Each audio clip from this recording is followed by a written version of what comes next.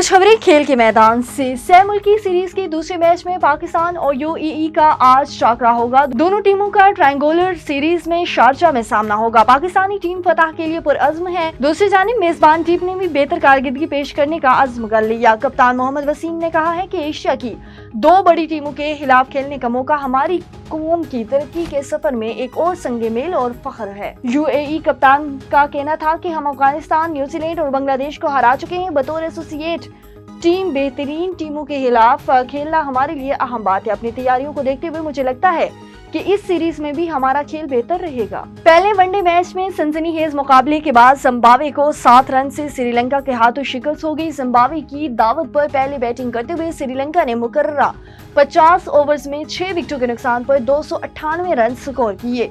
प्रथम नसांका 76 रन बनाकर नुमाया रहे। जयंत लियांगे और कमांडो मेंडसबर्ग रफ्तार 70 और 57 बिलतरतीब रन बनाकर नॉट आउट पवेलियन लौटे। और जनूबी अफ्रीका वुमेन्स क्रिकेट टीम के दौराए पाकिस्तान और ICC women's cricket world cup के लिए कौमी वुमेन्स टीम की तैयारियां जारी हैं।